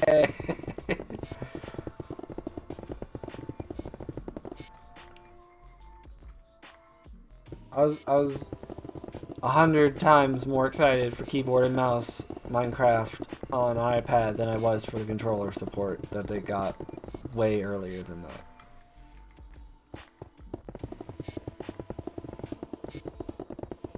Now, the only thing that I have a problem with is scrolling. The scroll, because a Magic Mouse is a touch pad like top. You can scroll up, down, sideways, diagonal, and all that stuff, which is really nice for everything else. But if you try to like scroll a few, like let's say I go from Sea Lantern over to Gray Concrete, I have the scroll wheel on my mouse go thunk thunk, has that little thoop thoop motion in it. You don't have that at all with a Magic Mouse. It's just a sheet of curved glass or whatever transparent material, whatever it has on there. So if you try to casually scroll, you just go whoop whoop whoop whoop whoop like crazy through all the things. It is so hard to switch between items, and you can accidentally do it so easily. Like the Magic Mouse, people give it crap all the time for its stupid placement of the lightning port on the bottom. Yeah, I get that. But if I'm not charging and trying to use the mouse at the same time, that it's a wireless mouse, like, I'm fine. I absolutely understand why people hate it. I'm not the biggest fan of the port placement, but I'm not really personally bothered by it, because like I'm not charging it while I'm trying to use it. I've never had that instance where like, hey, if it dies on me, I'm just gonna use the touch screen on the tablet. Okay, it's not like I'm trying to use it on an iMac, and like if it dies, then I guess I'm not using the iMac, or try to find a different mouse. I'm using it on a device that has a touch screen, so I don't really care. Like, oh, my Magic Mouse died, which literally hasn't happened to me. I haven't had it die on me while I'm using it. So first and foremost, that's a thing. But, like, I absolutely get it. It's not a great design. But for my use case with it, which is just using it with an iPad, I literally do not use it with anything else other than my iPad. Both the older one that I just replaced with my newer one and the newer one that I replaced it with. Like, it's just a mouse for my iPad. So, most of the complaints don't really apply to me. But I will say it is absolutely not good for playing Minecraft. It is not a game. It's not a gaming mouse. It's not. It's doable. It's absolutely doable. You can play it. Like, I played it for literally hours with the Magic Mouse. It's completely doable. But you are using the freaking number buttons on the keyboard for switching between items most of the time. It's not the most seamless experience.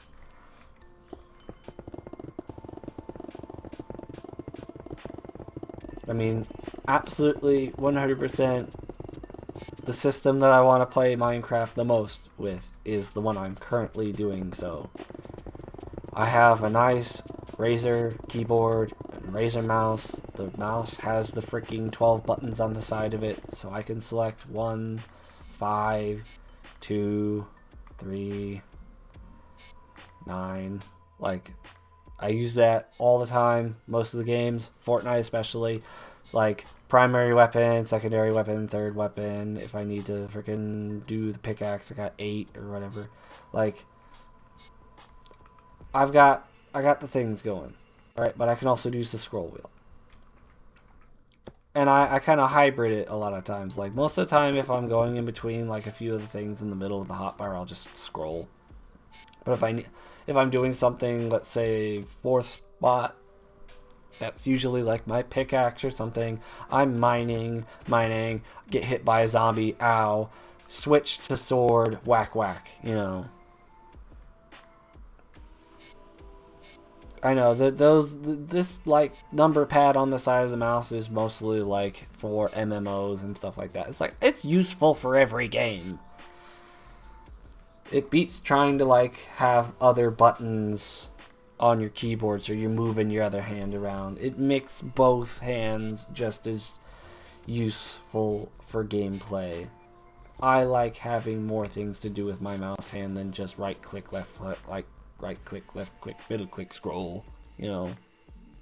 Hi Bandy, welcome back. Do you have a good power nap? I've done a lot of ranting since you've been gone. It's probably worth the watch. That's good.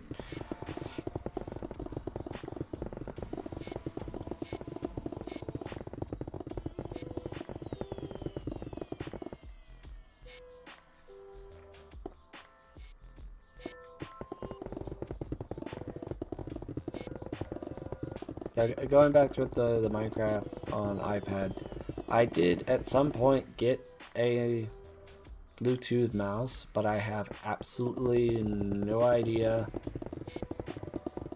where it went. Planning on stopping anytime soon. Yes, I do. When this, oh, that looks a lot bigger than. The idea is to get this portion done, and then like maybe put a little bit of the carpet on top, but if anything, probably just stopping 5 minutes from now. Roughly. So, I need to get to placing blocks. But, I explained to everybody that using a Magic Mouse for Minecraft is not great. It's completely doable, but not great. As I just previously stated, I did get a Bluetooth mouse with an actual scroll wheel and all that, but I have absolutely no idea where it went. Lost it long before I got my current iPad, so I only played Minecraft with it a few times, and then I have no idea. I also got a second keyboard that's a lot like the Magic Keyboard, or not the Magic Keyboard, but the wireless iMac keyboard, but in black. I have no idea where that went either. They're probably both in the same spot somewhere, and I just don't know where I put them last. I could have sworn up and down they were in my backpack. They were not in my backpack. I looked all throughout my D&D bag. I looked all throughout my laptop bag. So they're probably in one of my storage totes. I don't know why, because I figured that'd be like something that I wouldn't stow away. I was like, hey, but then again, at the time, I might have been like, well, I'm not really playing Minecraft on my iPad because, like, my 7th gen base iPad was a 32 gig model, and, like, I was offloading Minecraft for storage sake so often that I don't think I was playing it often enough to justify having that extra keyboard and mouse around. So I probably put it in a storage tote because of that, but now that I have a 256 gigabyte storage M4 iPad Pro, I might want to try to find that again. Like I said, I'm not in a rush to do so because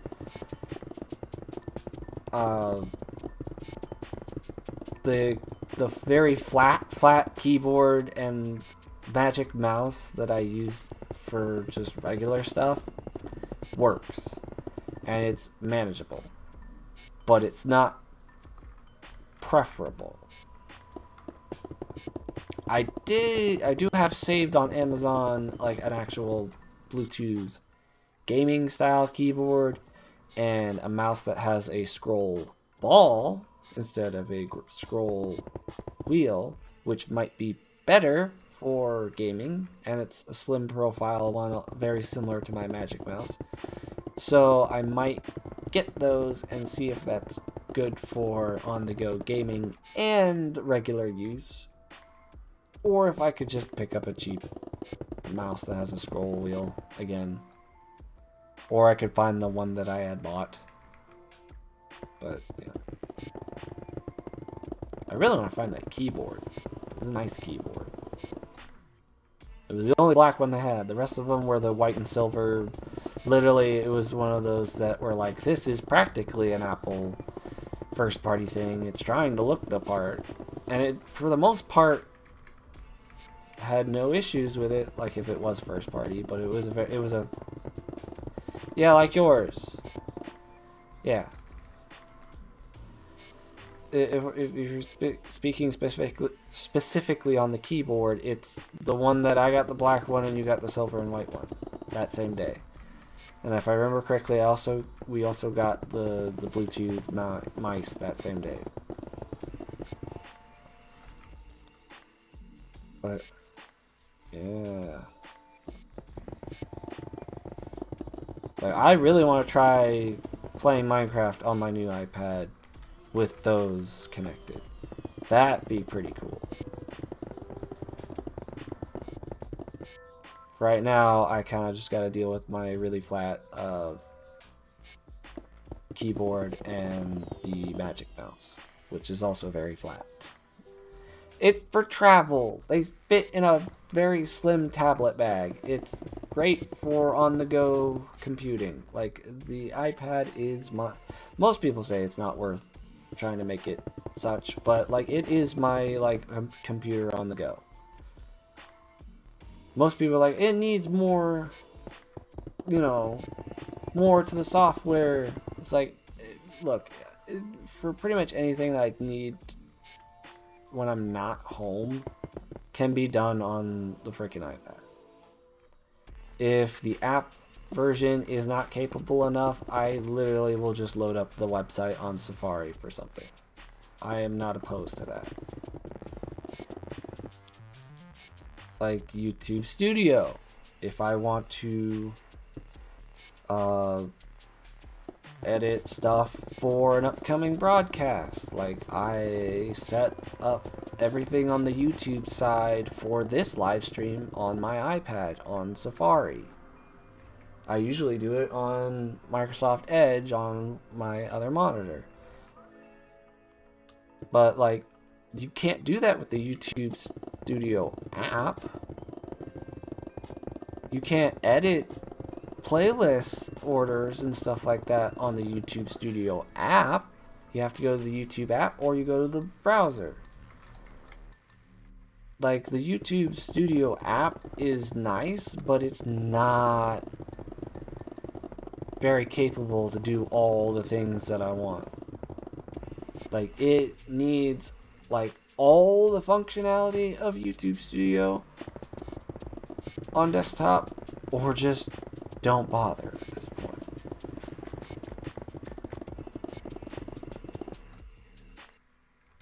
Like, it's a great tool in its current state, but it's not perfect. I still find myself going to the website for a lot of things. Like if I want to set an end screen, which I'm going to remind everyone now that after this becomes a VOD or a video archive, about maybe a day or so after this is done being live, because it takes time for the video to process, and when it's a live stream it's multiple hours, or it's an hour long or more, it takes a whole day. Like, I've literally checked back late the same night and it won't let me add an end screen. So for those of you that like watch it a few hours after it's done being live and are like, where's your end screen, where's the video and playlist that you usually talk about, it's like, it's not there yet because YouTube won't let me put it there. There's been one exception, one single stream that has let me, within like an hour, add an end screen. But regardless of that fact, it won't give me the option to do it at all on the YouTube Studio app. There's no way to do it on the YouTube Studio app. So I have to load it on the Safari browser on the iPad, or a browser here on my desktop to do it. So mobile app, that's just a grievance against mobile apps in general. It's like, if you're gonna make me go to the site for something that I'm going to be using regularly, then why do I have your app installed? Why don't I just use the browser? It's plain, pure, and simple. And I am now 4 minutes over my 5 minutes that I said I was going to take. Which all I can say is, listen, I am trying to get this done. I have like maybe 15 more rows to go.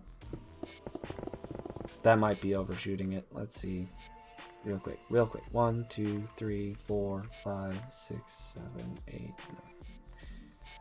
9.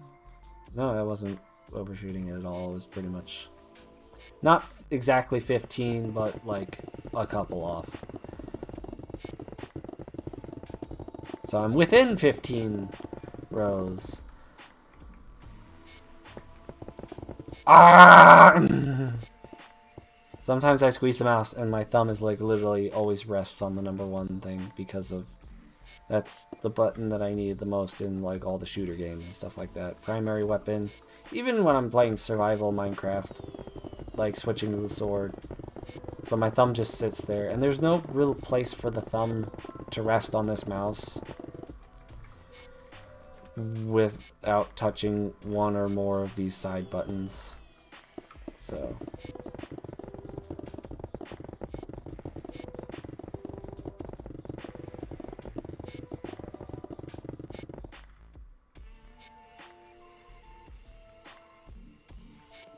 come on, please, I just want to be done.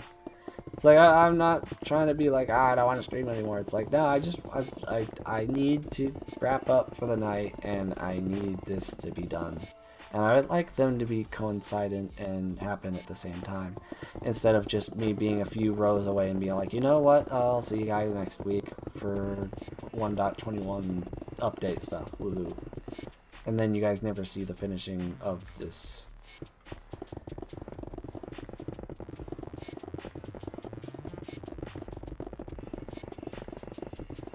So we just need to hurry up and get it done.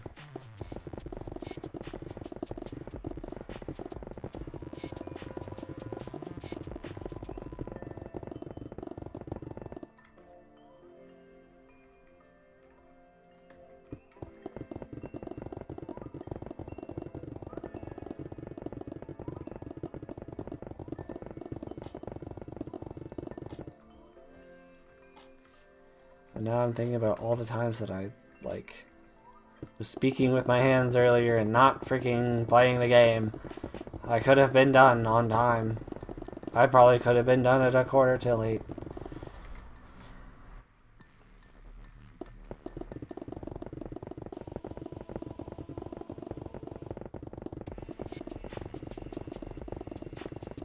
But such is the life of someone who has ADHD.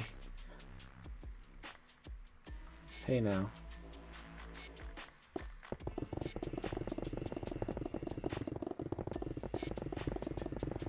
Hey now what?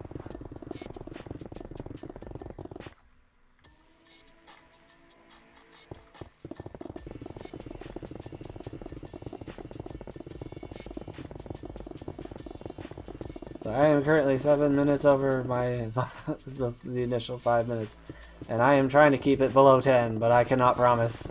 It's pretty much my goal right now is 8:10. And I'm pretty sure I'm gonna make it. It's 8 after now, and I literally got like 3 or 4 rows left, and I am going as fast as this thing will let me. No.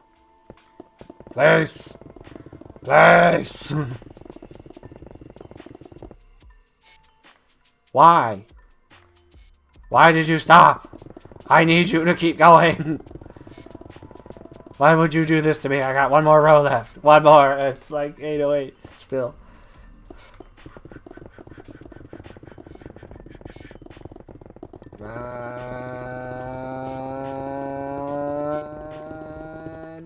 Done. It's done. I mean, I'm gonna put carpet on the top, but you don't need to see that part. It's for all intents and purposes. Let me know.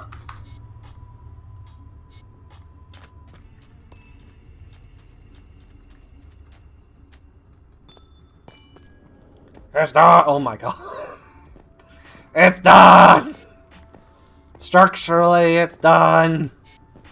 This right here is what I intend to be what I'd like to call the minigame complex. I am going to be spending the next freaking however so long trying to build minigames within this thing so it could be like a community center kind of deal with for the whole Anarch group, to where we can come in, we could play mini games for like an episode or whatever and stuff like that. So like spleef, like parkour, something like that, like along those lines. And I wanted something big enough to house the entirety of all those ideas, so I chose a 200 by 200 by 100 tall building. And that's what this is. That's what this is, and that's what this is going to be. I have officially revealed it. Up until this point, no one knew but me. Not a single person but me knew. And I have been working on this for like weeks now. And I'm finally done. It's finally done. I'm going to put carpet on the top so the snow stops accumulating. And then it'll be officially like the structure will be done. But like as far as walls, doorway, which I'm going to finish the door, like it's going to be a sliding mechanical door, or I might just settle for a set of iron doors. Whatever. That's not done. Carpets on the top's not done. That's fine. Walls, doorway, roof, and basic lighting. Done. Purpose behind the building. Revealed. If you enjoyed this, hit the like button. If you're new and haven't done so already, subscribe. Also, consider joining the channel membership for $1 a month. Once you do, as soon as I see it in the next stream, or if it's during a stream, that stream, or the next video, I will give you a shout out. There will be other perks to come. I do intend at some point to do like a weekend mega stream that is for members only. Don't know when or what or how that's going to work out, but that's how that's going to be. At some point, probably a day or so after this is done being live, there will be a video and a playlist on screen for you to continue watching on the channel binge as much as you like. All the content is worth at least a little look-see at. And with all that said, I will see you guys